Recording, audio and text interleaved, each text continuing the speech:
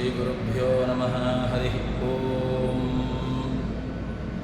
ಯೋಂತಃ ಪ್ರವಿಶ್ಯ ಮೋವಾಚಮಿಮಾಂ ಪ್ರಸುಪ್ತಾಂ ಸಂಜೀವಯತ್ಯಖಿಲಶಕ್ತಿಧರಸ್ವಧಾಮ್ನಃ ಅನ್ಯಾಂಶ್ಚ ಹಸ್ತಚರಣಶ್ರವಣತ್ವಗಾದೀನ್ ಪ್ರಾಣಾನ್ ನಮೋ ಭಗವತೆ ಪುರುಷಾಯ ತುಭ್ಯಂ ಭವತ್ಯದನುಭಾವಾದಿಡಮೋ ಭೂಮಿ ವಾಗ್ಮಿ ಯಡಮದಿರವಿಜಂತುರ್ಜಾಯತೆ ಪ್ರಾಜ್ಞಮೌಲಿಃ सकलवचनचेतो देवता भारती सा मम भजति दत्तां सन्निधिं मानसे च तपो विद्याविरत्यादिसद्गुणमूर्खाकरारहं वादिराजगुरून् वन्दे हयग्रीवपदाश्रयान् मिथ्यासिद्धान्तदुर्ध्वान्तविध्वंसनविचक्षणः जयतीर्थाख्यतरणिर्भासतां नो हृदम्बरे दुर्वादिध्वान्तरवे वैष्णवे देवरेन्दवे श्रीराघवेन्द्रगुरवे नमो अत्यन्तदयालवे ब्रह्मचर्य हरिप्रीतिसुविद्यावादशालिनः दुष्टदान् कष्टहर्तॄन्नः विद्यामान्यान् मुनीन् नमः श्रीगुरुभ्यो नमः। ಹಿಂದಿನ ಸಂಧಿಗಳಲ್ಲಿ ಭಗವಂತನ ಬೇರೆ ಬೇರೆ ವಿಚಾರವನ್ನು ದಾಸರು ನಮಗೆ ತಿಳಿಸಿ ಕರ್ಮವಿಮೋಚನ ಸಂಧಿ ಅಂತ ಹೇಳಿಕೊಂಡು ಮಾಡಿ ಎಲ್ಲ ರೀತಿಯಾದಂತಹ ಭಗವಂತನ ವ್ಯಾಪಾರಗಳು ಅವನ ಮಹಿಮೆಗಳು ಇದೆಲ್ಲವನ್ನೂ ಕೂಡ ತಿಳಿಸಿ ಈ ಮುಂದಿನ ಸಂಧಿಯಲ್ಲಿ 20ನೆಯ ಸಂಧಿಯಲ್ಲಿ ಆರೋಹಣ ತಾರತಮ್ಯ ಸಂಧಿ ಅಂತ ಹೇಳಿಕೊಂಡು ಹೆಸರನ್ನು ಇಟ್ಟು ಅದರಲ್ಲಿ ಬೇರೆ ಬೇರೆ ದೇವತೆಗಳ ತಾರತಮ್ಯದ ವಿಚಾರ, ಅವರಲ್ಲಿರತಕ್ಕಂತಹ ದೇವತೆಗಳಲ್ಲಿರುವಂತಹ ಉಚ್ಚ ನೀಚ ಇತ್ಯಾದಿಗಳ ತಾರತಮ್ಯದ ವಿಚಾರವನ್ನು ಇಲ್ಲಿ ದಾಸರು ನಮಗೆ ತಿಳಿಸಿಕೊಡುತ್ತಾರೆ. ಯಾಕೆ ನಾವು ಈ ತಾರತಮ್ಯವನ್ನು ಅರಿತುಕೊಳ್ಳಬೇಕು, ತಾರತಮ್ಯದ ಜ್ಞಾನ ಯಾಕೆ ನಮಗೆ ಅವಶ್ಯಕತೆ ಇದೆ, ಎಲ್ಲರನ್ನೂ ಕೂಡ ಒಂದೇ ರೀತಿಯಾಗಿ ನಾವು ಉಪಾಸನೆ ಮಾಡೋಣ, ಅದರಲ್ಲಿರತಕ್ಕಂತಹ ಭೇದವನ್ನು ಯಾಕೆ ನಾವು ತಿಳ್ಕೊಳ್ಳಬೇಕು ಎಂಬುದಕ್ಕೆ ಮುಖ್ಯವಾಗಿ ಹೇಳುತ್ತಾರೆ. ದೇವತಾ ತಾರತಮ್ಯ ಜ್ಞಾನ ಯಾವುದಕ್ಕೆ ಅವಶ್ಯಕ ಅಂತ ಕೇಳಿದರೆ ಭಗವಂತನ ಸರ್ವೋತ್ತಮತ್ವ ಜ್ಞಾನಕ್ಕೆ ಅದು ಪೂರಕವಾಗಿರ್ತದೆ. ಅದಕ್ಕೋಸ್ಕರವಾಗಿ ಏನು ಒಬ್ಬ ಸಾಧಕನು ಆ ಭಗವಂತನನ್ನು ಪಡ್ಕೊಳ್ಳಬೇಕು ಅಂತ ಆದರೆ ಅವನು ಅದಕ್ಕಿಂತ ಪೂರ್ವದಲ್ಲಿ ಏನು ಮಾಡಬೇಕು ಅಂತಂದರೆ ದೇವತಾ ಕಕ್ಷೆಗಳಲ್ಲಿರುವಂತಹ ತಾರತಮ್ಯ, ದೇವತೆಗಳು ಒಬ್ಬೊಬ್ಬರು ಒಂದೊಂದು ಕಕ್ಷೆಯಲ್ಲಿ ಬರ್ತಾರೆ. ಆ ಕಕ್ಷಾ ವ್ಯವಸ್ಥೆಯನ್ನು ತಾನು ಸರಿಯಾದಂತಹ ರೀತಿಯಲ್ಲಿ ಅದನ್ನು ಅರಿತುಕೊಳ್ಳಬೇಕು ಎಂಬುದಾಗಿ ಹೇಳ್ತಾರೆ. ಮುಂದೆ ಅದನ್ನು ಜಗನ್ನಾಥದಾಸರು ಹೇಳುವವರಿದ್ದಾರೆ. ಆರಂಭದಲ್ಲಿ ಪದ್ಯದಲ್ಲಿ ಹೇಳ್ತಾರೆ, ಸ್ಥಾವರರ ನೋಡಲ್ಕೆ ತೃಣ ಕಿಮಿ ಜೀವರುತ್ತಮ ಕ್ರಿಮಿಗಳಿಂದಲ ಜಾವಿ ಗೋ ಗಜ ವ್ಯಾಘ್ರ ಸಿಂಹಗಳಿಂದ ಶೂದ್ರಾದಿ ಮೂವರುತ್ತಮ ಕರ್ಮಕರ ಭೂದೇವ ಉತ್ತಮ ಕರ್ಮಿ ನೋಡಲು ಕೋವಿದೋತ್ತಮ ಕವಿಗಳಿಂದಲೇ ಕ್ಷಿತಿಪನುತ್ತಮರು. ಭಗವಂತನಲ್ಲಿರುವಂತಹ ಆ ಏನು ಭಗವದ್ ವ್ಯವಸ್ಥೆಯಲ್ಲಿ ದೇವತಾ ಕಕ್ಷೆಯಲ್ಲಿ ಒಂದಷ್ಟು ನಾವು ಏನು ಆ ತಾರತಮ್ಯದ ವ್ಯವಸ್ಥೆಯನ್ನು ಅರಿತುಕೊಳ್ಳಬೇಕು. ಆ ದೇವತಾ ವ್ಯವಸ್ಥೆಯಲ್ಲಿ ಬರುವಂತಹ ರೀತಿಯಲ್ಲಿ ತಾನು ಮುಖ್ಯವಾಗಿ ಆ ದೇವರ ಭಗವಂತನ ಸರ್ವೋತ್ತಮತ್ವ ಜ್ಞಾನವನ್ನು ಪಡೆದುಕೊಳ್ಳುವುದಕ್ಕಿಂತ ಮೊದಲು ಆ ದೇವತಾ ತಾರತಮ್ಯದ ಒಂದು ಕಕ್ಷೆಯ ವ್ಯವಸ್ಥೆಯನ್ನು ತಾನು ಮುಖ್ಯವಾಗಿ ಅರಿತುಕೊಳ್ಳಬೇಕು ಎಂಬುದಾಗಿ ಹೇಳ್ತಾರೆ. ಯಾರೆಲ್ಲ ಅಂತ ಕೇಳಿದ್ರೆ ಸ್ಥಾವರ ಜೀವಿಗಳನ್ನು, ಅದೆಲ್ಲ ಯಾರು ಅಂತ ಕೇಳಿದ್ರೆ ಆ ಬ್ರಹ್ಮಾದಿ ಮಾನುಷಾಂತಶ್ಚ ಜ್ಞೇಯಸ್ತರತಮಃಕ್ರಮಾತ್ ಜಾತೆ ತರತಮೇ ಭಾವೇ ವಿಷ್ಣೋರ್ಮಾಹಾತ್ಮ್ಯಮಂಜಸ ಜಾಯತೆ ನಿಖಿಲಂ ವಕ್ತುಂ ತಸ್ಮಾದೇಶ ನಿಶಮ್ಯತ ಅಂತ ಹೇಳಿಕೊಂಡು ಈ ದೇವತಾ ತಾರತಮ್ಯದ ವ್ಯವಸ್ಥೆಯನ್ನು ನಮಗೆ ತಿಳಿಸಿಕೊಡ್ತಾರೆ. ಯಾರು ಯಾರು ಯಾವ ಯಾವ ಕಕ್ಷೆಯಲ್ಲಿ ಯಾವ ಯಾವ ದೇವತೆಗಳು ಅಲ್ಲಿ ಬರ್ತಾರೆ ಎಂಬಂತಹ ವಿಚಾರವನ್ನು ಹೇಳ್ತಾರೆ. ಮೊದಲಿಗೆ ಈ ಸ್ಥಾವರ ಜೀವಿಗಳು ಅವರಿಂದ ನಾವು ನೋಡಿದರೆ ಅವರಿಗಿಂತ ಯಾರೆಲ್ಲ ಉತ್ತಮರಿದ್ದಾರೆ ಅಂತ ಕೇಳಿದರೆ ತೃಣ ಕ್ರಿಮಿಜೀವರು ಇವರು ಉತ್ತಮರಾಗ್ತಾರೆ. ಅವರಿಗಿಂತ ಈ ಪ್ರಾಣಿ ಪ್ರಪಂಚದಲ್ಲಿರತಕ್ಕಂತಹ ಗಜ ವ್ಯಾಘ್ರ ಇತ್ಯಾದಿ ಜೀವರಾಶಿಗಳು ಅವರಿಗಿಂತ ಉತ್ತಮರಲ್ಲಿ ಬರ್ತಾರೆ. ಇನ್ನು ಅದಕ್ಕಿಂತಲೂ ಕೂಡ ಮುಂದಿನ ವರ್ಣಾಶ್ರಮ ವ್ಯವಸ್ಥೆಯಲ್ಲಿ ಬಂದೆವು ಅಂತಾದರೆ ಅಲ್ಲೇ ಶೂದ್ರ ವೈಶ್ಯ ಕ್ಷತ್ರಿಯ ಇವರಲ್ಲೂ ಉತ್ತಮರು ಅಂತ ಅನಿಸಿಕೊಡ್ತಾರೆ. ಇಲ್ಲಿ ಏನು ಕೇಳಿದರೆ ಆ ಸತ್ಕರ್ಮ ಆಚರಣೆಗಳು ನಾವು ಮಾಡಬೇಕಾಗಿರತಕ್ಕಂತಹದ್ದು ಏನು ಅಂತ ಕೇಳಿದ್ರೆ ಕರ್ಮಾಚರಣೆ, ಅವರವರ ವರ್ಣಾಶ್ರಮೋಚಿತವಾದಂತಹ ಕರ್ಮಗಳನ್ನು ಮಾಡುವಂತಹದ್ದೇ ಅತಿ ಅವಶ್ಯಕವಾದಂತಹದ್ದು.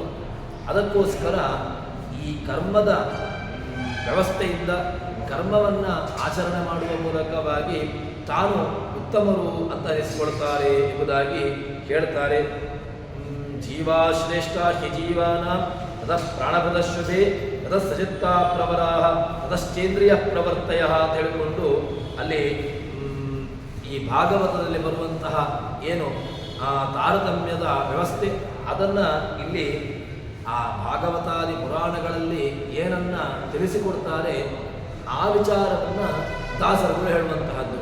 ಯಾಕೆಂತಂದರೆ ದಾಸರು ಹೊಸತಾದಂತಹ ವಿಚಾರವನ್ನು ಎಲ್ಲಿಯೂ ಕೂಡ ಪ್ರತಿಪಾದನೆ ಮಾಡೋದಿಲ್ಲ. ದಾಸರುಗಳು ಏನಾದರೂ ಒಂದು ವಿಷಯವನ್ನು ಹೇಳ್ತಾರೆ, ಒಂದು ವಿಚಾರವನ್ನು ಪ್ರತಿಪಾದನೆ ಮಾಡ್ತಾರೆ ಅಂತಾದರೆ ಅದಕ್ಕೆ ಒಂದು ಪುರಾಣವನ್ನು ಅಥವಾ ಅದಕ್ಕೊಂದು ಒಳ್ಳೆಯ ಮೂಲವನ್ನು ತಾವು ಇಟ್ಟುಕೊಂಡು ತಾವು ಅದನ್ನು ಹೇಳುವಂತಹದ್ದು. ಇನ್ನು ಬ್ರಹ್ಮಾದಿ ಮಾನುಷಾದ್ಯಾಂಶ ಜ್ಞೇಯಾ ತರತಮಕ್ರಮಾತ್ ಜಾತೆ ತರತಮೇ ಭಾವೇ ವಿಷ್ಣೋರ್ಮಾಹಾತ್ಮ್ಯಮಂಜಸ ಜಾಯತೆ ನಿಷ್ಫಲಂ ನೋಚೇತ್ ಸರ್ವಮೇತಂ ನಿಶಮ್ಯತ ಅಂತ ಹೇಳಿಕೊಂಡು ಈ ತಾರತಮ್ಯದ ಜ್ಞಾನದ ಮಹತ್ವವನ್ನು ಹೇಳ್ತಾರೆ. ಏನು ಅಂತ ಕೇಳಿದ್ರೆ ಬ್ರಹ್ಮಾದಿ ಮಾನುಷಾಂತಶ್ಚ ಜ್ಞೇಯಾ, ನೀವು ಬ್ರಹ್ಮಾದಿಗಳಿಂದ ಆರಂಭಿಸಿಕೊಂಡು ತೃಣಪರ್ಯಂತ ಇರತಕ್ಕಂತಹ ಜೀವರಾಶಿಗಳು, ಆ ತೃಣಪರ್ಯಂತ ಇರತಕ್ಕಂತಹ ಜೀವರಾಶಿಗಳಲ್ಲಿ ತರತಮ ಭಾವ ಎಂಬಂತಹದ್ದು ನಿಶ್ಚಿತ ಇದ್ದೇ ಇದೆ. ಇದು ಯಾಕೆ ಬೇಕು ಅಂತ ಕೇಳಿದ್ರೆ ಒಬ್ಬನು ತರತಮ ಇದ್ದಾನೆ ಅಂತಾದಾಗ ಅವರಿಗಿಂತ ಉತ್ತಮರು ಒಬ್ಬನಿದ್ದಾನೆ ಅಂತ ಗೊತ್ತಾಗ್ತದೆ. ದೇವತೆಗಳು ಕೆಳಗಿನ ಕಕ್ಷೆಯಲ್ಲೇ ಬರ್ತಾರೆ ಅಂತಾದರೆ ಹಾಗಿದ್ದರೆ ಉತ್ತಮನಾದಂತಹ ಒಬ್ಬನಿದ್ದಾನೆ, ಅವನು ಭಗವಂತ ಅಂತ ನಿಶ್ಚಯವಾಗಿದೆ. ಆ ಭಗವಂತ ಉಳಿದಂತಹ ಎಲ್ಲ ದೇವತೆಗಳಿಗಿಂತಲೂ ಉತ್ತಮ ಅಂತ ಗೊತ್ತಾದ ಮೇಲೆ ಅವನ ಮಹತ್ವ ಗೊತ್ತಾಗಬೇಕು. ಅವನ ಮಹತ್ವ ಜ್ಞಾನ ಬಂದ ಮೇಲೆ ಆ ಭಗವಂತನನ್ನು ನಾವು ಚೆನ್ನಾಗಿ ಉಪಾಸನೆ ಮಾಡಲಿಕ್ಕಾಗದೆ ಎಂಬಂತಹ ವಿಚಾರವನ್ನು ಇಲ್ಲಿ ಹೇಳ್ತಾರೆ. ಇಲ್ಲಿ ತತಸ್ಥಾವರೆ ಮುಕ್ತೇಭ್ಯೋ ವರಾ ಜಂಗಮುಕ್ತಕಾ ತೇಭ್ಯೋ ಮಾನುಷ ಮುಕ್ತಾಶ್ಚ ವಿಪ್ರಾಮುಕ್ತಾಧಿಕ ಅಂತ ಹೇಳಿಕೊಂಡು ಆ ಒಬ್ಬೊಬ್ಬರು ಒಂದೊಂದಕ್ಕಿಂತ ಅಧಿಕರಾಗಿರತಕ್ಕಂಥವರು ಎಂಬಂತಹ ವಿಚಾರವನ್ನು ಇಲ್ಲಿ ಹೇಳ್ತಾರೆ.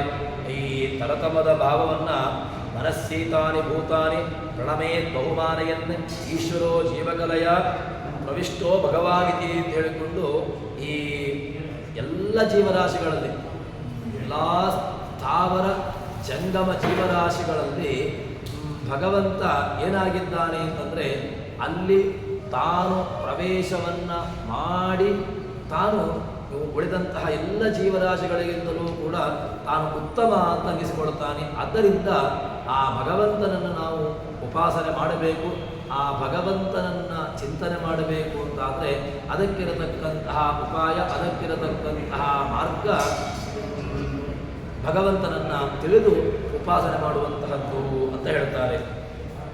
ಈ ಮುಕ್ತಿಯ ವೈಭವ ಭಾಗವತದಲ್ಲಿಯೂ ಉಂಟು. ಆ ಆ ಮಧ್ವವಿಜಯದಲ್ಲಿಯೂ ಕೂಡ ಮುಕ್ತರನ್ನು ಹೇಗಿದ್ದಾರೆ ಎಂಬಂತಹ ವಿಚಾರವನ್ನು ಹೇಳುತ್ತಾರೆ. ಭಾಗವತ, ಮಹಾಭಾರತ, ವಾದಿರಾಜರು ಅವರ ವೈಕುಂಠ ವರ್ಣನೆ ಇತ್ಯಾದಿ ಕೃತಿಗಳಲ್ಲಿ ಅವರ ಎಲ್ಲ ವೈಭವವನ್ನು ನಮಗೆ ತಿಳಿಸಿಕೊಡ್ತಾರೆ. ಆದ್ದರಿಂದ ಈ ಮುಕ್ತರನ್ನು ಅದೇ ರೀತಿಯಾಗಿ ತಾರತಮ್ಯವನ್ನು ನಾವು ಯಥಾರ್ಥವಾಗಿ ಅರಿತುಕೊಳ್ಳಬೇಕು ಅಂತ ಹೇಳಿ ಮುಂದಿನ ಪದ್ಯದಲ್ಲಿ ಹೇಳ್ತಾರೆ. ಅದೇನು ಅಂತಂದರೆ, ಧರಣೀಪರ ನೋಡಲಿಕ್ಕೆ ನರಗಂಧರ್ವರುತ್ತಮ, ದೇವಗಂಧರ್ವರ ಗಣೋತ್ತಮ. ಇದೇ ವಿಚಾರ ಉಪನಿಷತ್ನಲ್ಲಿಯೂ ಕೂಡ ಬಂದಿದೆ. ಸಯೇಕ ಮನುಷ್ಯ ಗಂಧರ್ವಾಣಾನಂದ, ಅದರಲ್ಲಿ ಆನಂದದ ತಾರತಮ್ಯವನ್ನು ಹೇಳ್ತಾರೆ. ಆನಂದದಲ್ಲಿ ತಾರತಮ್ಯ ಉಂಟು ಅಂತಾದರೆ ಅವರಲ್ಲಿರತಕ್ಕಂತಹ ಯೋಗ್ಯತೆಯಲ್ಲಿಯೂ ಕೂಡ ತಾರತಮ್ಯ ನಾವು ಅರಿತುಕೊಳ್ಳಬಹುದು. ಯಾಕೆ ಅಂತ ಕೇಳಿದರೆ, ಸಯೇಕ ಗಂಧರ್ವಾಣಾನಂದ ಶ್ರೋತ್ರಿಯಸ್ಯ ಚ ಕಾಮಃ ತಸ್ಯ, ಹೀಗೆ ಆ ದೇವಗಂಧರ್ವರು, ಅದೇ ರೀತಿಯಾಗಿ ಚಿರಪಿತೃಗಳು, ಅದೇ ರೀತಿಯಾಗಿ ಹೀಗೆ ಆ ಆಜಾನಜ ದೇವತೆಗಳು ಅಂತ ಹೇಳಿಕೊಂಡು ಬೇರೆ ಬೇರೆ ವ್ಯವಸ್ಥೆಯನ್ನು ಹೇಳ್ತಾರೆ. ಇವರೆಲ್ಲರಲ್ಲಿಯೂ ಕೂಡ ಈ ಆನಂದದಲ್ಲಿ ತಾರತಮ್ಯ, ಆನಂದದಲ್ಲಿ ಹ್ರಾಸಾದಿಗಳು, ವೃತ್ತಿ ಇತ್ಯಾದಿಗಳು ಉಂಟು ಅಂತಾದರೆ ಅವರಲ್ಲಿರ್ತಕ್ಕಂತಹ ಯೋಗ್ಯತೆಯಲ್ಲಿಯೂ ಕೂಡ ತಾರತಮ್ಯ ಎಂಬುದು ನಿಶ್ಚಿತ ಅಂತ ಗೊತ್ತಾಗಿದೆ. ಅದನ್ನೇ ಈಗ ಈ ರಾಜರಿಂದ ಚಿರಪಿತೃಗಳಲ್ಲಿರತಕ್ಕಂತಹ ದೇವತೆಗಳನ್ನೇ ಇಲ್ಲಿ ಹೇಳ್ತಾರೆ. ಈ ರಾಜರನ್ನು ನಾವು ನೋಡಿದರೆ ಅವರಿಗಿಂತ ಈ ನರಗಂಧರ್ವರು ಅವರು ಉತ್ತಮರಾಗ್ತಾರೆ. ಅದಾದ ಮೇಲೆ ಅವರಿಗಿಂತ ದೇವಗಂಧರ್ವರು, ಇನ್ನು ಅವರಿಗಿಂತ 100 ಕೋಟಿ ಸಂಖ್ಯೆಯ ಮುನಿಶ್ರೇಷ್ಠರು ಅವರು ಉತ್ತಮರು. ಇನ್ನು ಅದಾದ ಮೇಲೆ ಅವರ ಮುಂದಿನ ಕಕ್ಷೆಯಲ್ಲಿ ಬರತಕ್ಕಂಥವರು ಈ ಅಪ್ಸರಾಸ್ತ್ರೀಯರು. ಇದಾದ ಮೇಲೆ ಚಿರಪಿತೃಗಳು ಅಂತ ಹೇಳಿಕೊಂಡು ಹೀಗೆ ಈ ಒಂದೊಂದು ದೇವತಾ ವ್ಯವಸ್ಥೆಯಲ್ಲಿ ಒಬ್ಬೊಬ್ಬರು ಒಂದೊಂದು ರೀತಿಯಾದಂತಹ ತಾರತಮ್ಯವನ್ನು ಹೊಂದಿರತಕ್ಕಂಥವರು ಅಂತ ಹೇಳ್ತಾರೆ. ಅದಾದ ಮೇಲೆ ಈ 90 ಋಷಿಗಳು, ತುಂಬುರು, 100 ಜನ ಉರ್ವಶಿ, ಅದಾದ ಮೇಲೆ ಅಪ್ಸರೆಯರು, ಅದಾದ ಮೇಲೆ 100 ಮಂದಿ ಆಜಾನಜ ದೇವತೆಗಳು. ಇನ್ನು ಇವರು ಒಬ್ಬೊಬ್ಬರಿಗಿಂತ ತಾವು ಉತ್ತಮರಾಗಿರತಕ್ಕಂಥವರು. ಇವರ ಮುಂದಿನ ವ್ಯವಸ್ಥೆಯಲ್ಲಿ ಕೃಷ್ಣನಲ್ಲಿ ಅಗ್ನಿಪುತ್ರರಾಗಿ ಬರತಕ್ಕಂಥವರು, ಅದು 16,000 ಮಂದಿ ಆ ಕೃಷ್ಣ ಪತ್ನಿಯರಲ್ಲಿ ಏನು ಅವರು ಅವರಲ್ಲೇ ಬಂದಿರತಕ್ಕಂಥವರು, ಅವರು ಉತ್ತಮರಾಗಿರ್ತಾರೆ. ಇದಾದ ಮೇಲೆ 84 ಜನ ಗೋಪಿಯರು, ಇವರು ಕೂಡ ಸಮಾನವಾದಂತಹ ಕಕ್ಷೆಯಲ್ಲಿ ಇರ್ತಾರೆ ಅಂತ ಹೇಳ್ತಾರೆ. ಹೀಗೆ ಇದಕ್ಕೆ ಭಾಗವತ ತಾತ್ಪರ್ಯದಲ್ಲಿ ಒಳ್ಳೆಯ ರೀತಿಯಲ್ಲಿ ಹೇಳ್ತಾರೆ. ಕೃಷ್ಣಾತ್ರಿಯೇಭ್ಯೋ ಗೋಪಿಭ್ಯೋ ಭಕ್ತಿಭ್ಯೋ ತ್ರಿಗುಣಾಧಿಕಾ ಮಹಿಷ್ಯೋ ವಿಷ್ಟೋ ಯಾಹ ತಾಹ ಕಲಿತಾಹ ಕೃಷ್ಣವಲ್ಲಭ ಅಂತ ಹೇಳಿಕೊಂಡು ಕೃಷ್ಣನ ವಲ್ಲಭರಾಗಿ ಅವರು ಉತ್ತಮರಾಗಿರತಕ್ಕಂಥವರು ಅಂತ ಹೇಳಿಕೊಂಡು ಇಲ್ಲಿ ಅಗ್ನಿಪುತ್ರರಾಗಿರತಕ್ಕಂಥವ ಕೃಷ್ಣ ಪತ್ನಿಯರಿಗೆ ಆ ಗೋಪಿಕಾ ಸ್ತ್ರೀಯರು ಸಮಾನರಾಗಿರ್ತಾರೆ. ಅದಾದ ಮೇಲೆ ಆ ಕರ್ಮದ ಅಭಿಮಾನಿಯಾಗಿರತಕ್ಕಂತಹ ಪುಷ್ಕರನಿಗಿಂತ ಅಲ್ಲಿ ಶನೈಶ್ಚರ, ಅದಾದ ಮೇಲೆ ಅವನಿಗಿಂತ ಅಶ್ವಿನಿ ದೇವತೆಗಳ ಪತ್ನಿಯಾಗಿರತಕ್ಕಂತಹ ಉಷಾದೇವಿ, ಅದರಲ್ಲಿ ಮತ್ತೆ ಪುನಃ ಬುಧ, ಆ ಬುಧನಿಗಿಂತ ಉತ್ತಮ ಸ್ವಾಹ. ಹೀಗೆ ಆ ದೇವತಾ ಕಕ್ಷೆಯಲ್ಲಿ ಒಬ್ಬೊಬ್ಬರಿಗಿಂತ ಅಧಿಕರಾಗಿರತಕ್ಕಂಥವರು ಅಂತ. ಈ ತಾರತಮ್ಯದ ಜ್ಞಾನ ಯಾಕೆ ಬೇಕು ಅಂತ ಕೇಳಿದರೆ, ಅಧಮಾಧಮ ದೇವತೆಗಳು ತಮಗಿಂತ ಉತ್ತಮ ದೇವತೆಗಳಲ್ಲಿ ತಾವು ತಮ್ಮ ಅವತಾರವನ್ನು ತಾವು ಲಯವಾಗುವಂತಹದ್ದು. ಲಕ್ಷ್ಮೀದೇವಿಗೆ ಭಗವಂತನಲ್ಲಿ ಲಯ, ಅವಳಿಗೆ ಭಗವಂತನಲ್ಲಿ ಆಲಿಂಗನವನ್ನೇ ಲಯ ಅಂತ ಹೇಳುವಂತಹದ್ದು. ಇನ್ನು ಪ್ರಾಣದೇವರಿಗಾಗುವಾಗ ಹೀಗೆ ಆ ಪ್ರಾಣದೇವರು ಬ್ರಹ್ಮದೇವರಲ್ಲಿ ಕೊನೆಗೆ ಬ್ರಹ್ಮನ ಮೂಲಕವಾಗಿ ಕೊನೆಗೆ ಏನು ಎಲ್ಲರೂ ಕೂಡ ತಮ್ಮ ತಮ್ಮ ಗತಿಯನ್ನು ಹೊಂದುವಂತಹದ್ದು. ಕೆಳಗಿನ ದೇವತೆ ಏನು ಅಂಧಂತಮಸ್ಸು ಇತ್ಯಾದಿಗಳನ್ನು ಹೊಂದತಕ್ಕಂಥವರು ಅವರವರ ಯೋಗ್ಯತೆಯನ್ನು ಹೊಂದಿಕೊಳ್ತಾರೆ.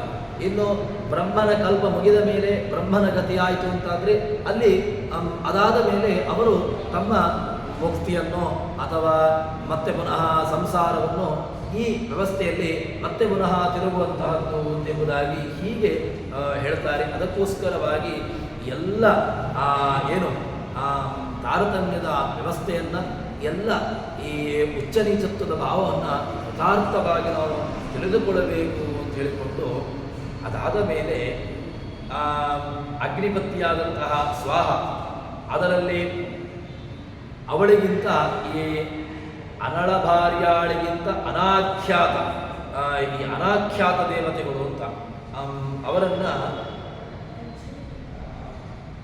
ಅನಾಖ್ಯಾತ ಶಬ್ದಕ್ಕೆ ಇಲ್ಲಿ ಯಥಾರ್ಥವಾದಂತಹ ಅರ್ಥವನ್ನು ಹೇಳೋದಿಲ್ಲ. ಕೇವಲ ಅನಾಖ್ಯಾತ ದೇವತೆಗಳು ಅಂತ ಎಂಬಂತಹ ಶಬ್ದವನ್ನು ಹಾಕ್ತಾರೆ. ಈ ಅನಾಖ್ಯಾತ ದೇವತೆಗಳು ಅದಕ್ಕಿಂತ ಪರ್ಜನ್ಯಗಿಂತ ಅಲ್ಲಿ ಅನಿರುದ್ಧನ ಪತ್ನಿಯಾದಂತಹ ಉಷಾದೇವಿ, ಇನ್ನು ಗಂಗಾ, ಸಂಜ್ಞಾ, ಶ್ಯಾಮಲ, ರೋಹಿಣಿ ಇವರು ಸಮಾನವಾದಂತಹ ಕಕ್ಷೆಯಲ್ಲಿ ಬರ್ತಾರೆ. ಹೀಗೆ ಒಂದೊಂದು ವ್ಯವಸ್ಥೆಯಲ್ಲಿ ರಾಜರುಗಳಲ್ಲಿಯೂ ಕೂಡ ಈ ತಾರತಮ್ಯದ ವ್ಯವಸ್ಥೆಯನ್ನು ಹೇಳ್ತಾರೆ. ಯಾಕೆ ಅಂತ ಕೇಳಿದ್ರೆ ಈ ತಾರತಮ್ಯವನ್ನು ಪೂರ್ತಿ ಏನು ಒಂದೊಂದು ರೀತಿಯಾದಂತಹ ದೇವತೆಗಳಲ್ಲಿ ಇರತಕ್ಕಂತಹ ತರತಮ ಭಾವವನ್ನು ಹೇಳ್ತಾ ಆ ದೇವತೆಗಳಲ್ಲಿಯೂ ಕೂಡ ತಾರತಮ್ಯ ಭಾವ ಉಂಟು. ಅದೇ ರೀತಿಯಾಗಿ ಈ ರಾಜರುಗಳಲ್ಲಿಯೂ ಕೂಡ ಪೃಥು, ನಹುಷ, ಶಶಬಿಂದು, ಪ್ರಿಯವತ, ಪರೀಕ್ಷಿತ ಇವರು 7 ಮಂದಿ. ಅದಾದ ಮೇಲೆ ಆ ಮನುಗಳು, ಅದಾದ ಮೇಲೆ ದೈತ್ಯ ಗುರುಗಳಾಗಿರತಕ್ಕಂತಹ ಶುಕ್ರಾಚಾರ್ಯರು, ಅವರಾದ ಮೇಲೆ ಚ್ಯವನ, ಕುಚಥ್ಯ, ಹೀಗೆ ಒಂದೊಂದು ದೇವತಾ ವ್ಯವಸ್ಥೆಯಲ್ಲಿ ಒಂದೊಂದು ರೀತಿಯಾದಂತಹ ತಾವು ಸಾಧನೆಗಳನ್ನು ಮಾಡಿಕೊಂಡು ತಾವಿರುವಂತಹದ್ದು ಅಂತ ಹೇಳ್ತಾರೆ. ಸರಿ, ಈ ಕರ್ಮಜ ದೇವತೆಗಳು, ಆಜಾನಜನ ದೇವತೆಗಳು, ಪಿತೃದೇವತೆಗಳು ಇವರೆಲ್ಲರನ್ನೂ ಕೂಡ ಹೇಳಿ ಭಗವಂತನಲ್ಲಿರತಕ್ಕಂತಹ ಕೃಷ್ಣನ ಮಡದಿಯಾದಂತಹ 7 ಮಂದಿ, ಅಲ್ಲಿ 8 ಮಂದಿ ಅಷ್ಟಮಹಿಷಿಯರು. ಆ ಅಷ್ಟಮಹಿಷಿಯರಲ್ಲಿಯೂ ಕೂಡ ಒಬ್ಬರಿಗಿಂತ ಒಬ್ಬರು ತಾವು ಸಾಧನೆಯಲ್ಲಿ ಉತ್ತಮರು ಅಂತ ಹೇಳ್ತಾರೆ. ಅಹಂಕಾರಿಕ ಪ್ರಾಣ, ಅದಾದ ಮೇಲೆ ಇಂದ್ರಕಾಮ, ಅವರಲ್ಲಿ ಪಾರ್ವತಿ, ವಾರುಣಿ, ಗರುಡ ಪತ್ನಿಯಾದಂತಹ ಸೌಪರ್ಣಿ, ಇನ್ನು ಕೃಷ್ಣನ ಷಣ್ಮಹಿಷಿಯರು. ಆ ಷಣ್ಮಹಿಷಿಯರಲ್ಲಿಯೂ ಕೂಡ ಅಧಿಕ ರಮಾವೇಶ ಇರುವಂತಹದ್ದು ಅದು ಜಾಂಬವತಿ. ಆದ್ದರಿಂದ ಇವಳು ಉತ್ತಮಳು ಅಂತ ಅನಿಸಿಕೊಳ್ಳುತ್ತಾಳೆ ಅಂತ ಹೇಳ್ತಾರೆ. ಇನ್ನು ಇದಿಷ್ಟ ಆದ ಮೇಲೆ ಮುಂದಿನ ವ್ಯವಸ್ಥೆಯಲ್ಲಿ ಹೇಳುವಂತಹದ್ದು ಈ ಉತ್ತಮ ದೇವತೆಗಳು ಏನು, ನಾವು ವಿಷ್ಣು ಸರ್ವೋತ್ತಮೋತ ಪ್ರಾಕೃತಿ ಅಥ ವಿಧಿ ಪ್ರಾಣನಾಥಾವತೋಕ್ತೆ ಬ್ರಹ್ಮಾಣಿ ಭಾರತೀ ಚ ದ್ವಿಜ ಪ್ರಾಣೀಪ ಗೃಣಾಶ್ಚ ಸ್ತ್ರೀಯ ಷಡ್ಜ ವಿಷ್ಣು ಅಂತ ಹೇಳಿಕೊಂಡು ನಾವೇನು ಈ ಕಕ್ಷೆಯನ್ನು ಆರೋಹಣ ಅವರೋಹಣ ಕಕ್ಷೆಯನ್ನು ಹೇಳಿಕೊಂಡು ಬರ್ತೇವೆ. ಅದನ್ನು ಹೇಳ್ತಾರೆ.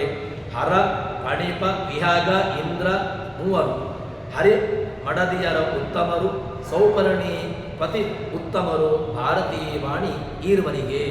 ಈ ಪದ್ಯದಲ್ಲಿ ಶಿವಾದಿಗಳಿಂದ ರುದ್ರಾದಿಗಳಿಂದ ನಮ್ಮ ಕಕ್ಷೆಯ ವ್ಯವಸ್ಥೆಯನ್ನು ಆ ಉತ್ತಮರ ವ್ಯವಸ್ಥೆ ಹೇಳ್ತಾ ಬರ್ತಾರೆ. ಶಿವ, ಗರುಡ, ಶೇಷರುದ್ರ ಇವರು ಸಮಾನವಾದಂತಹ ಕಕ್ಷೆಯಲ್ಲಿರತಕ್ಕಂಥವರು. ಇನ್ನು ಇವರು ಕೃಷ್ಣನ ಷಣ್ಮಹಿಷರಿಗಿಂತ ಉತ್ತಮರಾಗಿರ್ತಾರೆ. ಇನ್ನು ಸೌಪರ್ಣೀಪತಿಯಾದಂತಹ ಗರುಡ, ಅಲ್ಲಿ ಶೇಷರುದ್ರರಿಗಿಂತ ಸರಸ್ವತಿ, ಅವರು ಭಾರತ. ಸಾಮಾನ್ಯವಾಗಿ ಭಾರತೀ ಸರಸ್ವತಿಯರು ಅವರು ಉತ್ತಮನೇ. ಯಾಕೆ ಅಂತ ಕೇಳಿದ್ರೆ ಸರಸ್ವತಿ ಬ್ರಹ್ಮಪತ್ನಿ, ಭಾರತಿ ಅಲ್ಲಿ ವಾಯುದೇವರ ಪತ್ನಿ. ಅದರಿಂದ ಇವರು ಉತ್ತಮರು ಅಂತ ಅನಿಸಿಕೊಳ್ಳುತ್ತಾರೆ ಅಂತ ಹೇಳ್ತಾರೆ. ಇನ್ನು ಇವರಿಗಿಂತಲೂ ಕೂಡ ಬ್ರಹ್ಮವಾಯುಗಳು ಉತ್ತಮ ಮೇಲೆ ಮಹಾಲಕ್ಷ್ಮಿ, ಅವರಿಗಿಂತಲೂ ಕೂಡ ಇಲ್ಲಿ ಲಕ್ಷ್ಮಿಗಿಂತಲೂ ಕೂಡ ಉತ್ತಮ ಭಗವಂತನಿದ್ದಾನೆ. ಆದರೆ ಲಕ್ಷ್ಮೀದೇವಿಯನ್ನು ಕೂಡ ದೇವತಾ ಕಕ್ಷೆಯಲ್ಲಿ ಮೀರಿರತಕ್ಕಂಥವ್ರು ಯಾರೂ ಇಲ್ಲ. ಅದನ್ನು ಹೇಳ್ತಾರೆ. ಮರುತ ಬ್ರಹ್ಮರು ಉತ್ತಮರು, ಇಂದಿರೆಯು ಪರಮೋತ್ತಮರು. ಇಂದಿರಾ ಅವಳು ಭಗವಂತನಿಗಿಂತ ಉತ್ತಮ ಆಗ್ಲಿಕ್ಕೆ ಸಾಧ್ಯ ಇಲ್ಲ. ಆದರೆ ಈ ದೇವತಾ ಕಕ್ಷೆಯಲ್ಲಿ ಆಗುವಾಗ ಅವಳು ಉತ್ತಮಳು, ಪರಮೋತ್ತಮಳು ಅಂತ ಹೇಳ್ತಾರೆ.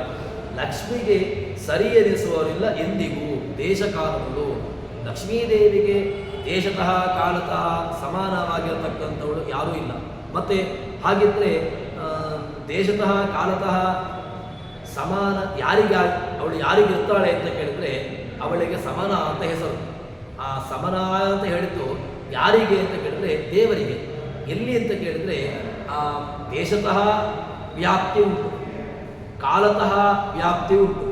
ಆದರೆ ಗುಣತಃ ವ್ಯಾಪ್ತಿಯನ್ನು ಯಾವ ಕಾಲಕ್ಕೂ ಕೂಡ ಲಕ್ಷ್ಮೀದೇವಿಗೆ ಹೇಳಲಿಕ್ಕೆ ಬರುವುದಿಲ್ಲ. ಯಾಕೆ ಅಂತ ಕೇಳಿದರೆ ಅವಳು ದೇಶತಃ ವ್ಯಾಪ್ತಿಯನ್ನು ಹೊಂದಿದ್ದಾಳೆ.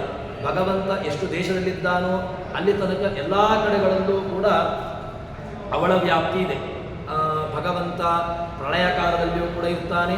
ಆ ಪ್ರಳಯ ಕಾಲದಲ್ಲಿಯೂ ಕೂಡ ಅವಳು ತನ್ನ ವ್ಯಾಪ್ತಿಯನ್ನು ಇಟ್ಟುಕೊಂಡಿದ್ದಾಳೆ ದೇಶತಃ. ಕಾಲತಃ ಭಗವಂತ ಎಲ್ಲ ಕಾಲದಲ್ಲೂ ಇರ್ತಾನೆ. ಭೂತ ಭವಿಷ್ಯತ್ ವರ್ತಮಾನ ಎಲ್ಲ ಕಾಲದಲ್ಲೂ ಕೂಡ ಭಗವಂತನ ಇರ್ತಾನೆ. ಅಲ್ಲಿಯೂ ಕೂಡ ಈ ಲಕ್ಷ್ಮೀದೇವಿಯ ವ್ಯಾಪ್ತಿಯನ್ನು ಹೇಳಲಿಕ್ಕುಂಟು. ಆದರೆ ಗುಣತಃ ವ್ಯಾಪ್ತಿಯನ್ನು ಲಕ್ಷ್ಮೀದೇವಿಗೆ ಹೇಳಲಿಕ್ಕೆ ಬರೋದಿಲ್ಲ. ಯಾಕೆ ಅಂತ ಹೇಳಿದರೆ ಲಕ್ಷ್ಮೀದೇವಿಗೆ ಗುಣತಃ ವ್ಯಾಪ್ತಿ ಭಗವಂತನಷ್ಟು ಗುಣ ಅವಳಲ್ಲಿ ಇಲ್ಲ. ಕಿಂಚಿನ್ಯೂನ ಎಂಬಂತಹದ್ದನ್ನು ಹೇಳ್ತಾರೆ. ಅದಕ್ಕೋಸ್ಕರವಾಗಿ ಈ ಲಕ್ಷ್ಮೀದೇವಿಗೆ ಸಮಾನವಾಗಿರತಕ್ಕಂತಹ ದೇಶತಃ ಕಾಲತಃ ವ್ಯಾಪ್ತಿ ಇದ್ದರೂ ಕೂಡ ಗುಣತಃ ವ್ಯಾಪ್ತಿಯನ್ನು ನಾವು ಹೇಳೋದಿಲ್ಲ. ಆದರೆ ಲಕ್ಷ್ಮೀದೇವಿ ಮಾತ್ರ ಅವಳಿಗೆ ಸಮಾನವಾಗಿರತಕ್ಕಂಥವರು ಯಾರೂ ಇಲ್ಲ ಎಂಬುದನ್ನು ಕೇಳಿ ಮುಂದೆ ಮಹಾಲಕ್ಷ್ಮಿಯ ಮಹಿಮೆ ಯಾಕೆ ಅವಳು ಇಷ್ಟು ಅಧಿಕ, ಅವಳಲ್ಲಿ ಅಧಿಕತ್ವ ಬರಬೇಕು ಅಂತಾದರೆ ಏನಾದರೂ ಒಂದು ಕಾರಣ ಬೇಕು. ಅದಕ್ಕೆ ಹೇಳ್ತಾರೆ ಶ್ರೀಮುಕುಂದನ ಮಹಿಳೆ ಲಕ್ಷ್ಮೀ ಮಹಾಮಹಿಮೆ ಏನಂಬೆ ಬ್ರಹ್ಮ ಈಶ ಅಮರೇಂದ್ರರ ಸೃಷ್ಟಿಸ್ಥಿತಿ ಲಯಗೈಸಿ ಅವರವರ ಧಾಮಗಳ ಕಲ್ಪಿಸಿ ಕೊಡುವಳ ಅಜರಾಮರಣಲಾಗಿದ್ದು ಸರ್ವಸ್ವಾಮಿ ಮಮಗುರು ಎಂದು ಉಪಾಸನೆ ಮಾಳ್ಪ ಅಚ್ಯುತನ. ಈ ಪದ್ಯದಲ್ಲಿ ಬಹಳ ನಮಗೆ ಇದೇ ಸಾಕಾಗ್ತದೆ. ಯಾವುದು ಯಂ ಕಾಮ ಏಕಂತ ಉಗ್ರಂ ಪ್ರಣೋಮಿ ತಂ ಬ್ರಹ್ಮಾಣಂ ತಂ ಋಷಿಂ ತಂ ಸುಮೇಧಾಂ. ಲಕ್ಷ್ಮೀದೇವಿಯನ್ನು ಮಹಿಮೆಯನ್ನು ಇದರಲ್ಲಿಯೇ ಹೇಳ್ತಾರೆ. ಯಂ ಕಾಮ ಏಕಂತ ಉಗ್ರಂ ಪ್ರಣೋಮಿ, ನಾನು ಯಾರನ್ನು ಬೇಕಾದರೂ ಕೂಡ ಯಾವುದೇ ರೀತಿಯಾದಂತಹ ಸಂಹಾರವನ್ನು ಅಥವಾ ಉಗ್ರಂ ಪ್ರಣೋಮಿ ತಂ ಬ್ರಹ್ಮಾಣ, ಅವನ ಬ್ರಹ್ಮನನ್ನಾಗಿ ಮಾಡ್ತೇನೆ. ಋಷಿಂ ತಂ ಸುಮೇಧ, ಒಳ್ಳೆಯ ಜ್ಞಾನಿಗಳನ್ನಾಗಿ ಕೂಡ ಮಾಡುವಂತಹ ಸಾಮರ್ಥ್ಯ ನನಗಿದೆ. ಆದರೆ ನನಗೆ ಕಾರಣರಾಗಿರತಕ್ಕಂಥವಳು ನನಗೆ ಮುಖ್ಯನಾಗಿರ್ತಕ್ಕಂಥ ನನ್ನ ಪತಿ ಯಾರು, ಅವನು ಎಲ್ಲಿದ್ದಾನೆ ಕೇಳಿದ್ರೆ ಅಮಯೋನಿಹಿ ಅಪ್ಸು ಅಂತಸ್ಸಮುದ್ರೇ, ನನಗೆ ಕಾರಣರಾಗಿರತಕ್ಕಂತಹ ನನ್ನ ಪತಿ ಅವನು ಅಪ್ಸು ಅಂತಸ್ಸಮುದ್ರೇ. ಈ ಅಪ್ಸು ನೀರಿನಲ್ಲಿರ್ತಕ್ಕಂಥವನು ಎಲ್ಲಿದ್ದಾನೆ ನೀರಿನಲ್ಲಿ ಅಂತ ಕೇಳಿದ್ರೆ ಅವನಿರುವಂತಹದ್ದು ಕ್ಷೀರ ಸಮುದ್ರದಲ್ಲಿ. ಆದ್ದರಿಂದ ಲಕ್ಷ್ಮೀದೇವಿಯ ಮಹಿಮೆಯನ್ನು ವೇದವೇ ಕೊಂಡಾಡಿದೆ. ಆದರೂ ಕೂಡ ಆ ವೇದದ ವಿಚಾರವನ್ನು ಜಗನ್ನಾಥದಾಸರು ಇಲ್ಲಿ ಹೇಳ್ತಾರೆ. ಶ್ರೀಮುಕುಂದನ ಮಹಿಳೆ, ಅವಳು ಶ್ರೀ ಭಗವಂತನ ಮಡದಿ.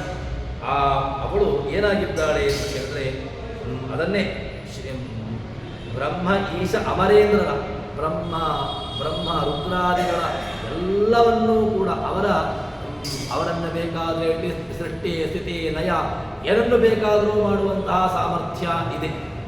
ಸೃಷ್ಟಿ ಸ್ಥಿತಿ ಲಯ ಸಂಹಾರಗಳನ್ನು ಮಾಡುವಂತಹ ಸಾಮರ್ಥ್ಯ ಇದ್ದು, ಮತ್ತು ಅವರವರ ಧಾಮಗಳ ಆ ಬ್ರಹ್ಮದೇವರಿಗೆ ಅದೇ ರೀತಿಯಾಗಿ ರುದ್ರದೇವರಿಗೆ ಎಲ್ಲರಿಗೂ ಕೂಡ ಅವರವರ ಧಾಮ ಅವರವರ ಯೋಗ್ಯತಾನುಸಾರವಾಗಿ ಅವರವರ ಗತಿಯನ್ನು ಕೊಡುವಂತಹ ಸಾಮರ್ಥ್ಯ ಏನು. ನಾವು ವಿಶ್ವಸ್ಥಿತಿ ಪ್ರಲಯ ಸರ್ಗ ಮಹಾವಿಭೂತಿ ವೃತ್ತಿಪ್ರಕಾಶ ನಿಯಮಾವೃತಿ ಬಂಧ ಮೋಕ್ಷಾ ಯಸ್ಯಾಹ ಅಪಾಂಗಲವ ಮಾತೃತ ಊರ್ಜಿತಾ ಸಾ ಶ್ರೀರತ್ಕಟಾಕ್ಷ ಬಲವತ್ ತ್ಯಜತಂ ನಮಾಮಿ ಅಂತ ಹೇಳಿಕೊಂಡು ಆಚಾರ್ಯರ ಸ್ತೋತ್ರದಲ್ಲಿ ಭಗವಂತನನ್ನು ಅವಳು ಏನನ್ನು ಕೂಡ ಮಾಡುವಂತಹ ಸಾಮರ್ಥ್ಯ ಅವಳಿಗಿದೆ. ಯಾರ ಕಡೆಗಣ್ಣ ನೋಟದಿಂದಾಗಿ ಅವಳು ಏನನ್ನು ಬೇಕಾದರೂ ಮಾಡುವಂತಹ ಸಾಮರ್ಥ್ಯ ಇದೆ ಅಂತ ಹೇಳಿಕೊಂಡು ಅವಳನ್ನು ಹೇಳ್ತಾರಲ್ಲ.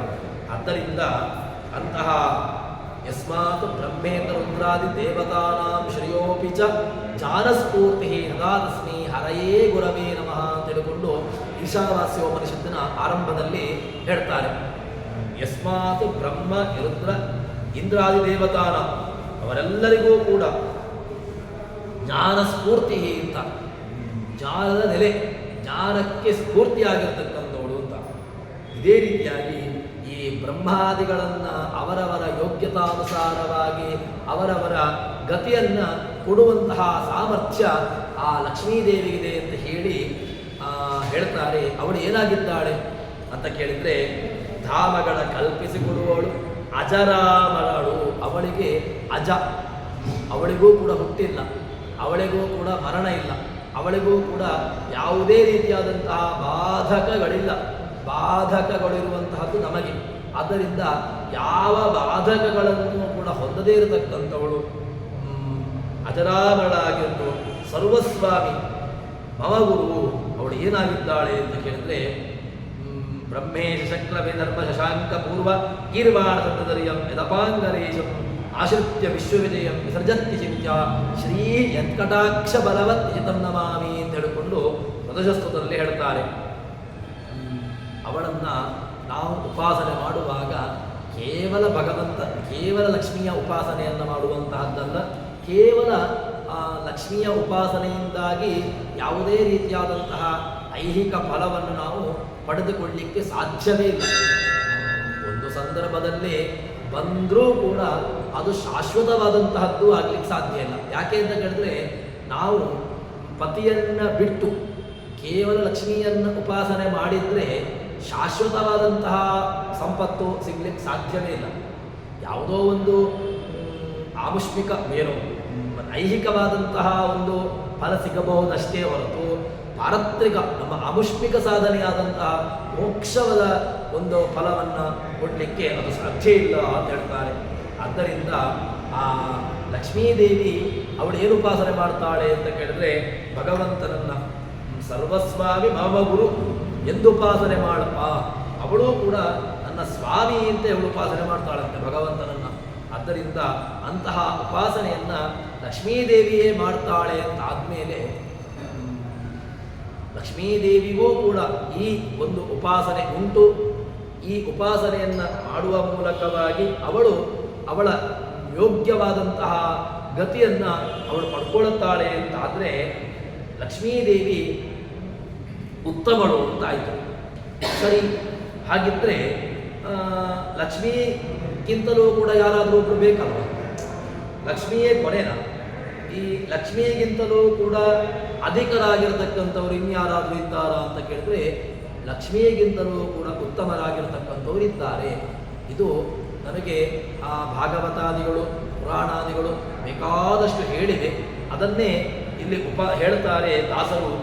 ಈಸು ಮಹಿಮೆಗಳುಳ್ಳ ಲಕ್ಷ್ಮಿ ಪರೇಶ ಅನಂತಾಂಶ ಗುಣದೊಳು ಲೇಷ ಲೇಷಕ್ಕೆ ಸರಿ ಎನಿಸೆಳಾವ ಕಾಲದಲ್ಲಿ ದೇಶಕಾಲಾತೀತ ಲಕ್ಷ್ಮಿಗೆ ಕೇಶವನ ವಕ್ಷಸ್ಥಳವೇ ಅವಕಾಶವಾಯಿತು. ಇವನ ಮಹಿಮೆಗೆ ವ್ಯಾಪ್ತಿಗಳೆಯುವುದೇ. ಭಗವಂತನ ವ್ಯಾಪ್ತಿ, ಭಗವಂತನ ಮಹಿಮೆ ಅಂತ ಹೇಳ್ತಾರೆ. ಹಾಗಿದ್ರೆ ಏನು? ದೇಶತಃ ವ್ಯಾಪ್ತಿ, ಕಾಲತಃ ವ್ಯಾಪ್ತಿ, ಗುಣತಃ ವ್ಯಾಪ್ತಿ ಉಳ್ಳವನು ಒಬ್ಬನು ಬೇಕಾಗಿದೆ. ಲಕ್ಷ್ಮೀದೇವಿಗೆ ದೇಶತಃ ವ್ಯಾಪ್ತಿಯನ್ನು ಹೇಳಿ, ಕಾಲತಃ ವ್ಯಾಪ್ತಿಯನ್ನು ಹೇಳಿ, ಗುಣತಃ ವ್ಯಾಪ್ತಿ ಉಳ್ಳವನು ಯಾರಾದರೂ ಒಬ್ಬರು ಬೇಕಲ್ವ? ಅದು ಯಾರು ಅಂತ ಕೇಳಿದ್ರೆ, ಗುಣತಃ ಆನಂತ್ಯ ಉಳ್ಳವನು ಅದು ಬೇರೆ ಯಾರೂ ಅಲ್ಲ, ಭಗವಂತ ಮಾತ್ರ. ಯಾಕೆ ಅಂತ ಕೇಳಿದ್ರೆ, ಉಳಿದಂತಹ ದೇವತಾ ವ್ಯವಸ್ಥೆಯನ್ನು ಇಟ್ಟುಕೊಂಡರೂ ಕೂಡ ಎಲ್ಲರಿಗೂ ಕೂಡ ಜೀವ ಸಂಬಂಧಿಯಾದಂತಹ ದೋಷಗಳಿದ್ದೇ ಇದೆ. ಜೀವ ಯಾರು? ಲಕ್ಷ್ಮೀದೇವಿ, ಅದೇ ರೀತಿಯಾಗಿ ಭಗವಂತ. ಇವರಿಬ್ಬರೂ ಕೂಡ ಜೀವಕೋಟಿಯಲ್ಲಿ ಸೇರೋದೇ ಇಲ್ಲ. ಇವರು ಇಬ್ಬರೂ ಕೂಡ ಬೇರೆ. ಹಾಗಿದ್ರೆ ಈ ಉಳಿದಂತಹ ನೀವಿನ್ನು ಬ್ರಹ್ಮಾದಿಗಳು ಬಿಟ್ಟು ಹೋಯಿತು, ಇನ್ನು ರುದ್ರಾದಿಗಳಲ್ಲಿ ಇಟ್ಟುಕೊಳ್ಳಿ. ರುದ್ರ, ಇಂದ್ರ ಅವರನ್ನು ಇಟ್ಟುಕೊಂಡ್ರೆ ಅವರಲ್ಲಿ ಆಗುವಾಗ ಸಹಜವಾದಂತಹ ಜೀವಗತವಾದಂತಹ ದೋಷಗಳು ಇದ್ದೇ ಇದೆ. ರುದ್ರದೇವರೂ ಕೂಡ ಇಂದ್ರನೂ ಕೂಡ ದೋಷವುಳ್ಳವನೇ. ಯಾಕೆ ಅಂತ ಕೇಳಿದ್ರೆ, ರುದ್ರದೇವರು ಕೂಡ ಭಗವಂತನನ್ನ ಒಂದು ಸಂದರ್ಭದಲ್ಲಿ ವಿರೋಧ ಮಾಡಿದ್ದಾರೆ. ಇನ್ನು ಇಂದ್ರ ಪ್ರಸಿದ್ಧವಾದಂತಹ ಕಥೆ ಇದೆ. ಏನು ಕೃಷ್ಣ ಅವತಾರವನ್ನು ಮಾಡಿ ಅಲ್ಲಿ ವಿಪರೀತವಾದಂತಹ ಏನು ಗೋವರ್ಧನ ಜಲೋದ್ಧರ್ತ ಅಂತ ಹೇಳಿಕೊಂಡು ಇಂದ್ರ ವಿಪರೀತವಾದಂತಹ ಮಳೆಯನ್ನು ಸುರಿಸುವ ಮೂಲಕವಾಗಿ ಇಂದ್ರ ಏನು ಮಾಡಿದ್ದಾನೆ, ಕೃಷ್ಣನ ಕೋಪವನ್ನು ನೋಡಿದ್ದಾನೆ.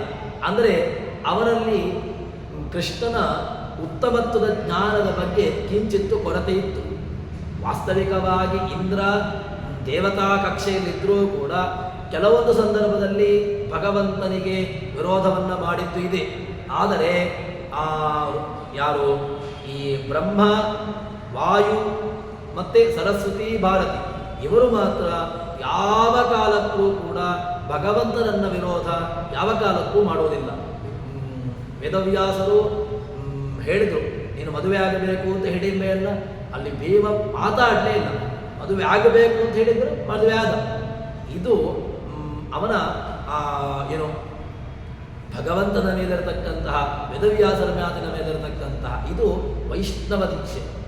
ಇದೇ ರೀತಿಯಾಗಿ ಈ ಜೀವರ್ಗತ ದೋಷಗಳನ್ನು ನಾವು ರುದ್ರಾದಿಗಳಲ್ಲಿ ನೋಡಬಹುದು. ರುದ್ರ, ಇಂದ್ರ ಉಳಿದಂತಹ ದೇವತಾ ಕಕ್ಷೆಯಲ್ಲಿ ಇವರೆಲ್ಲರೂ ಕೂಡ ದೋಷವನ್ನು ಹೊಂದಿದವರಾಗ್ತಾರೆ. ಅದರಿಂದ ಇಲ್ಲಿ ಹೇಳ್ತಾರೆ, ಮಹಾಲಕ್ಷ್ಮಿಗಿಂತಲೂ ಕೂಡ ಉತ್ತಮನೊಬ್ಬನಾದವನು ಯಾರು ಅಂತ ಕೇಳಿದ್ರೆ ಈಸು ಮಹಿಮೆ. ಏನು ಭಗವಂತ ಅವನ ಮಹಿಮೆ ಅದೇನಾಗಿದೆ ಅಂತ ಕೇಳಿದ್ರೆ ಅದು ಅನಂತವಾಗಿರತಕ್ಕಂತಹ ಮಹಿಮೆ, ಏಸು ಮಹಿಮೆ ಅಂತ. ಆ ಭಗವಂತ ಅತ್ಯಧಿಕವಾದಂತಹ ಮಹಿಮೆ ಉಳ್ಳವನು. ಅವನ ಮಹಿಮೆಯನ್ನು ಯಾರೂ ಕೂಡ ಅದನ್ನು ಒಂದು ನೋಡುವವರಾಗಲಿ ಅದನ್ನು ಲೆಕ್ಕ ಮಾಡುವವರು ಇದು ಯಾರೂ ಕೂಡ ಇಲ್ಲ ಅಂತ ಹೇಳ್ತಾರೆ. ಹಾಗಿದ್ರೆ ಈ ಭಗವಂತನ ಈ ಲಕ್ಷ್ಮೀ ಪರೇಶ, ಪರ ಈಶ, ಭಗವಂತ ಪರಾವರೇಶ. ಯಾಕೆ ಅಂತ ಕೇಳಿದ್ರೆ ಪರನಾಗಿರತಕ್ಕಂತಹ ಬ್ರಹ್ಮಾದಿಗಳು, ಪರಾವರನಾಗಿರತಕ್ಕಂತಹ ಲಕ್ಷ್ಮಿ, ಇವರೆಲ್ಲರಿಗಿಂತಲೂ ಕೂಡ ಇವನು ಈಶ. ಇವನು ಇದಕ್ಕೆಲ್ಲದಕ್ಕಿಂತಲೂ ಕೂಡ ಮೀರಿ ನಿಂತವನು. ಆದ್ದರಿಂದ ಈ ಪರಾವರೇಶನಾಗಿರತಕ್ಕಂತಹ ಭಗವಂತ ಏನಾಗಿದ್ದಾನೆ ಅಂತ ಕೇಳಿದ್ರೆ ಅನಂತ ಗುಣಗಳು. ಅವನನ್ನು ನಾವು ಮುಖ್ಯವಾಗಿ ಇಟ್ಟುಕೊಳ್ಳುವಂತಹದ್ದೇ. ಆಚಾರ್ಯರು ಗ್ರಂಥದಲ್ಲಿ ತಾವು ಆರಂಭದಲ್ಲಿ ತಾವು ಮಂಗಲಾಚರಣೆಯನ್ನು ಮಾಡುವಾಗ ಒಂದು ಶಬ್ದವನ್ನು ಹಾಕಿಕೊಂಡು ಮಂಗಲಾಚರಣೆಯನ್ನು ಮಾಡ್ತಾರೆ.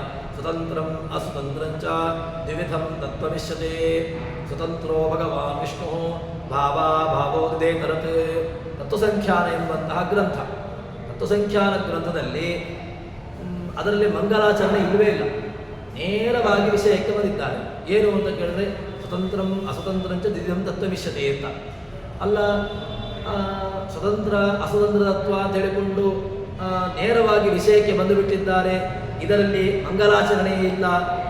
ಮಂಗಲಾಚರಣೆಯನ್ನು ಮಾಡದೆ ಹೇಗೆ ಅವರು ಗ್ರಂಥವನ್ನು ಆರಂಭ ಮಾಡಿದರು ಅಂತ ಕೇಳಿದ್ರೆ ಅದಕ್ಕೆ ಆ ಸ್ವತಂತ್ರ ಎಂಬಂತಹ ಗುಣವೇ ನಮಗೆ ಮಂಗಲಾಚರಣೆ. ಯಾಕೆ ಅಂತ ಕೇಳಿದ್ರೆ ಸ್ವಾತಂತ್ರ್ಯ ಗುಣ ಯಾರಲ್ಲೂ ಇಲ್ಲವೇ ಇಲ್ಲ. ನಾವು ಸ್ವಾತಂತ್ರ್ಯದ ಗುಣವನ್ನು ಜೀವನದಲ್ಲಿ ಅಥವಾ ರುದ್ರಾದಿಗಳಲ್ಲಿ ಅಥವಾ ಇಂದ್ರಾದಿಗಳಲ್ಲಿ ಉಂಟಾ ಅಂತ ನೋಡಿದರೆ ಇಲ್ಲವೇ ಇಲ್ಲ. ಅವರೆಲ್ಲರೂ ಕೂಡ ಯಾರದ್ದೋ ಒಬ್ಬನ ಅಧೀನವಾಗಿದ್ದಾರೆ ಅಂತ ಗೊತ್ತಾಗ್ತದೆ. ಇಂದ್ರನ ಸಂಪತ್ತು ಅವನದ್ದ ಇಲ್ಲವೇ ಇಲ್ಲ. ಯಾಕೆ ಅಂತ ಕೇಳಿದ್ರೆ 2 ಸಲ ಅವನ ಸಂಪತ್ತು ಅಪಹಾರ ಆಗಿ ಹೋಗಿದೆ. ಮತ್ತೆ ಪುನಃ ಹೋಗಿ ಅವನು ಭಗವಂತನ ಬಳಿಗೆ ಬಂದು ನನ್ನ ಸಂಪತ್ತು ಹೋಯಿತು ಅಂತ ಹೇಳಿಕೊಂಡು ಆ ಪರ್ವತವನ್ನು ಪತನ ಮಾಡಿ ಅನಂತರ ಸಂಪತ್ತನ್ನು ಪಡೆದುಕೊಂಡು ಮಾಡಿದ್ದು ಗೊತ್ತೇ ಇದೆ. ಹಾಗಿದ್ರೆ ಸ್ವಾತಂತ್ರ್ಯ ಇಲ್ಲವೇ ಇಲ್ಲ. ಸ್ವಾತಂತ್ರ್ಯ ಇರುವಂತಹದ್ದು ಯಾರಲ್ಲಿ ಅಂತ ಕೇಳಿದ್ರೆ ಅದು ಭಗವಂತನಲ್ಲಿ ಮಾತ್ರ. ಹಾಗಿದ್ರೆ ಈ ಗುಣ ಇದು ಜೀವನಲ್ಲಿ ಉಂಟಾ ಅಂತ ಕೇಳಿದ್ರೆ ಜೀವನದಲ್ಲಿ ದೂರತೋಪಾಸ್ತ. ಯಾಕೆ ಅಂತ ಕೇಳಿದ್ರೆ ಜೀವನದಲ್ಲಿ ಸ್ವಾತಂತ್ರ್ಯ ಎಂಬಂತಹ ಗುಣವನ್ನು ನಾವು ಕಲ್ಪನೆ ಮಾಡಲಿಕ್ಕೂ ಸಾಧ್ಯ ಇಲ್ಲ. ಯಾವುದೋ ಒಂದು ಕೆಲಸವನ್ನು ಮಾಡಬೇಕು ಅಂದುಕೊಳ್ತೇವೆ, ಕೆಲಸ ಆಗದೇ ಹೋಗ್ತದೆ. ಯಾವುದೋ ಒಂದು ಕೆಲಸ ಹೀಗಾಗಬೇಕು ಅಂತಿರ್ತದೆ, ಅದಕ್ಕಿಂತ ವಿಪರೀತವಾಗಿ ಆಗ್ತದೆ. ಏನನ್ನೋ ಯೋಚನೆ ಮಾಡ್ತಾನೆ, ಅದು ಅದಕ್ಕಿಂತಲೂ ಕೂಡ ವಿಪರೀತವಾಗಿ ಹೋಗ್ತದೆ. ಹೀಗೆ ಬೇರೆಯದ್ದೇ ಆಗುವಂತಹದ್ದು. ಅದರಿಂದ ಅದನ್ನೇ ಹೇಳುವಂತಹದ್ದು ಅನಂತ ಗುಣಗಳು. ಭಗವಂತ ಏನೋ ಅನಂತ ಗುಣ, ಗುಣ ಹೇಗಿದೆ ಅಂತ ಕೇಳಿದ್ರೆ ಅದು ನೀವು ಲೆಕ್ಕ ಮಾಡಲಿಕ್ಕೂ ಸಾಧ್ಯ ಇಲ್ಲ. ಅವನಲ್ಲಿ ಗುಣಗಳು ಅಂತ ಹೇಳಿದ್ರೆ ಈ ತಾರ್ಕಿಕರು ಹೇಳ್ತಾರೆ ಅಷ್ಟೇ ಗುಣಗಳು ಅಂತ, ಅಷ್ಟಗುಣ ಅಂತ. ಆ ಅಷ್ಟೇ ಗುಣಗಳು ಅದು ತಾರ್ಕಿಕರಿಗೆ ಮಾತ್ರ. ಆದರೆ ವೈದಿಕವಾದಂತಹ ಮತದಲ್ಲಿ ಆಚಾರ್ಯರ ಸಿದ್ಧಾಂತದಲ್ಲಿ ಅಷ್ಟಗುಣಗಳನ್ನು ನಾವು ಅಷ್ಟೇ ಗುಣಗಳು ಅಂತ ಹೇಳುವುದಿಲ್ಲ. ಭಗವಂತನಲ್ಲಿ ಬೇಕಾದಷ್ಟು ಅನಂತ ಗುಣಗಳಿದೆ ಅಂತ. ಪ್ರಾಗಲ್ಭ್ಯ, ಶೌರ್ಯ, ಔದಾರ್ಯ, ವೀರ್ಯ ಇತ್ಯಾದಿ ಅನಂತ ಗುಣಗಳು. ಇದು ಈ ಒಂದೊಂದು ಗುಣಗಳು ಇದ್ದಾವು ಇವನಲ್ಲಿ. ಇದು ವಾದಿರಾಜರು ನಮಗೆ ಹೇಳುವಂತಹದ್ದು. ಒಂದೊಂದು ಗುಣಗಳು ಇದ್ದಾವು ಇವನಲ್ಲಿ, ಒಂದೊಂದು ಗುಣಗಳು ಅದು ಹೇಗಿದೆ, ಅನಂತವಾಗಿದೆ ಅಂತ ಹೇಳ್ತಾರೆ. ಹಾಗಿದ್ರೆ ಈ ಒಂದೊಂದು ಗುಣಗಳು ಅತ್ಯಧಿಕವಾಗಿದೆ ಅಂತ ಹೇಳಿದ ಮೇಲೆ ಸಮಾನವಾಗಿರತಕ್ಕಂತಹದ್ದು ಇಲ್ಲವೇ ಇಲ್ಲ, ಯಾವುದೇ ಕಾಲದಲ್ಲಿ ಇಲ್ಲ ಅಂತ ಆಯಿತು. ದೇಶ ಕಾಲಾತೀತ ಭಗವಂತ ಈ ದೇಶ ಈ ಕಾಲ ಇಲ್ಲಿ ಮಾತ್ರ ಇದ್ದಾನೆ, ಅಲ್ಲಿಲ್ಲ, ಇಲ್ಲವೇ ಇಲ್ಲ. ಯಾಕೆ ಅಂತ ಕೇಳಿದ್ರೆ ಆಕಾಶದಂತೆ. ಯಾಕೆ ಅಂತ ಕೇಳಿದ್ರೆ ಆಕಾಶ ದೃಷ್ಟಾಂತವನ್ನು ಹೇಗೆ ಕೊಡ್ಬೋದು ಅಂತ ಕೇಳಿದ್ರೆ ಮಠಾಕಾಶ, ಕೋಷ್ಠಾಕಾಶ, ಆಕಾಶ ಒಂದೇ. ನೀವು ಏನು ಮಾಡಿದ್ರಿ, ಅದಕ್ಕೊಂದು ಕಲ್ಲನ್ನು ಕಟ್ತಾ ಬಂದ್ರಿ, ಗೋಡೆಯನ್ನು ಮಾಡಿದ್ರಿ, ಏನಾಯ್ತು ಅಲ್ಲಿಗೆ ಮಠಾಕಾಶ ಆಯಿತು. ಏನು ಗೋಡೆಯನ್ನು ತೆಗೆದು ಬಿಡಿ, ಆಕಾಶ ಏನಾಯಿತು ಅಂತ ಕೇಳಿದ್ರೆ ಒಂದೇ ಆಯಿತು. ಆದರೆ ಈ ಆಕಾಶ ನಾಶವಾಗುವಂತಹದ್ದು. ಆಕಾಶದಲ್ಲಿ ಎರಡು ಆಕಾಶ ಉಂಟು. ಒಂದು ಈ ಭೌತಾಕಾಶ, ಇನ್ನೊಂದು ಅವ್ಯಾಕೃತ ಆಕಾಶ. ಈ ಅವ್ಯಾಕೃತ ಆಕಾಶಕ್ಕೆ ಅಭಿಮಾನಿಯಾಗಿರ್ತಕ್ಕಂಥ ಲಕ್ಷ್ಮೀದೇವಿ. ಏನು ಅದು ಆಕಾಶ ಎಂಬುದನ್ನು ನಾವು ಹೇಗೆ ಗೊತ್ತಾಗ್ತದೆ ಅಂತ ಕೇಳಿದ್ರೆ ಆಕಾಶವನ್ನು ತುಂಡರಿಸಿದ್ದು ಕೃಷ್ಣ ಮಾಡಿದ್ದಾನೆ. ಕೃಷ್ಣ ತನ್ನ ಚಕ್ರದಿಂದಾಗಿ ಕತ್ತಲನ್ನು ಆಕಾಶವನ್ನು ತುಂಡರಿಸಿ ಅಲ್ಲಿ ಒಂದು ಆಕಾಶ ಎಂಬುದು ಅದೊಂದು ತತ್ವ ಎಂಬುದನ್ನು ತೋರಿಸಿಕೊಟ್ಟಿದ್ದಾನೆ. ಅಂತೂ ಈ ಆಕಾಶ ಎಂಬುದು ಭೌತಾಕಾಶಕ್ಕಿಂತಲೂ ಕೂಡ ಮಿಗಿಲಾಗಿರತಕ್ಕಂತಹದ್ದು ಅಂತ. ಆದ್ದರಿಂದ ದೇಶ ಕಾಲಾತೀತ ಅವಳಿಗೆ ದೇಶತಃ ಭಗವಂತನಿಗೆ ದೇಶ ಕಾಲ ಗುಣ ಇದಕ್ಕೆ ಸಮಾನವಾಗಿರತಕ್ಕಂಥವು ಯಾವುದೂ ಇಲ್ಲ. ಅವಳಿಗೆ ಸ್ಥಾನ ಯಾವುದು ಗೊತ್ತುಂಟ?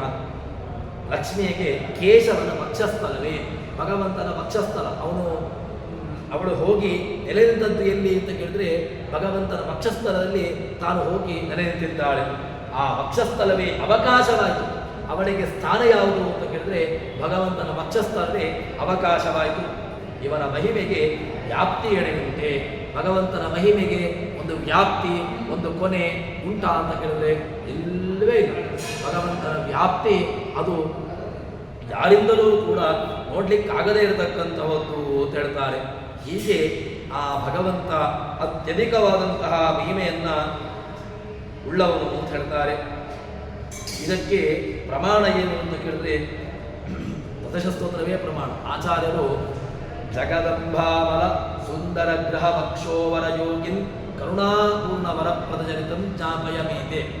ಜಗದಂಬಾ ಅಮಲ ಸುಂದರ ಗೃಹ ವಕ್ಷೋವರ ಯೋಗಿನ್, ಅವಳು ಎಲ್ಲಿ ತನ್ನ ಸ್ಥಾನವನ್ನು ಕಲ್ಪನೆ ಮಾಡಿಕೊಂಡಿದ್ದಾಳೆ ಅಂತ ಕೇಳಿದ್ರೆ ಗೃಹ ವಕ್ಷೋವರ ಯೋಗಿನ್, ಆ ಭಗವಂತನ ವಕ್ಷಸ್ಥಳದಲ್ಲಿ ತಾನು ತನ್ನ ಅರಮನೆಯನ್ನು ಮಾಡಿಕೊಂಡು ಬಿಟ್ಟಿದ್ದಾಳೆ ಅಂತ ಹೇಳ್ತಾರೆ.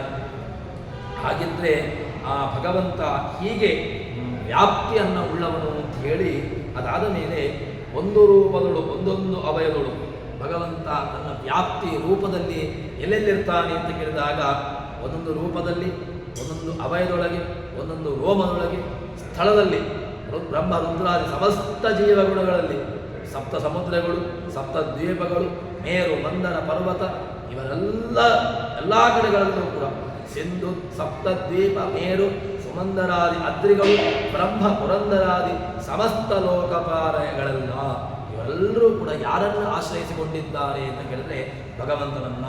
ಲವಣ, ಇಕ್ಷು, ಸುರ, ಘೃತ, ಕ್ಷೀರ, ನದಿ, ಶುದ್ಧೋದ, ಜಂಬೂ, ಪ್ಲಕ್ಷ, ಶಾಲಮಲಿ, ಕುಶ, ಕ್ರೌಂಚ, ಶಾಖ, ಪುಷ್ಕರ, ಹೀಗೆ ಇಡೀ ಸಪ್ತದ್ವೀಪಗಳಾಗಲಿ ಚರಾಚರ ಪ್ರಪಂಚಗಳು ಕೂಡ ಯಾರನ್ನು ಆಶ್ರಯ ಪಡೆದುಕೊಂಡುಂಟು, ಈ ಜಗತ್ತಿಗೆ ಆಶ್ರಯನಾಗಿರತಕ್ಕಂಥವನು, ಮುಖ್ಯಾಶ್ರಯನಾಗಿ ಅವನಿದ್ದಾನೆ ಎಂಬುದನ್ನು ಕೇಳಿ ಇದಕ್ಕೆ ಭಾಗವತದಲ್ಲಿ ಈ ಜಂಬೂ, ಪ್ಲಕ್ಷ, ಶಾಲ್ಮಲಿ, ಕುಶ, ಕ್ರೌಂಚ, ಶಾಖ, ಪುಷ್ಕರ ಎಂಬುದಾಗಿ ಲವಣೋದ, ಸುರಸೋದ, ಸುರೋದ, ಋತೋದ, ಕ್ಷೀರೋದ, ಪ್ರತಿಮಂಡೋದ ಅಂತ ಹೇಳಿಕೊಂಡು ಹೀಗೆ 7 ದ್ವೀಪಗಳು ಎಲ್ಲ ಕಡೆಗಳಲ್ಲೂ ಕೂಡ ತಾನು ತನ್ನ ಮುಖ್ಯವಾದಂತಹ ಆಶ್ರಯವನ್ನು ಇರಿಸಿ ತಾನೇ ಇದ್ದಾನೆ ಎಂಬಂತಹ ವಿಚಾರವನ್ನು ಇಲ್ಲಿ ದಾಸರು ನಮಗೆ ತಿಳಿಸಿಕೊಡ್ತಾರೆ. ಹೀಗೆ ಭಗವಂತ ತನ್ನ ಅತ್ಯಧಿಕವಾದಂತಹ ವ್ಯಾಪ್ತಿ, ಅತ್ಯಧಿಕವಾದಂತಹ ಮಹಿಮೆಯುಳ್ಳವನು ಎಂಬಂತಹ ವಿಚಾರವನ್ನು ದಾಸರು ತಿಳಿಸಿಕೊಡ್ತಾರೆ. ಇದರ ಮುಂದಿನ ಭಾಗವನ್ನು ಮುಂದೆ ನೋಡೋಣ ಅಂತ ಹೇಳುವಲ್ಲಿ ಹರಿಪ್ರಿಯತಾ ಶ್ರೀಕೃಷ್ಣಾರ್ಪಿತಮಸ್ತು.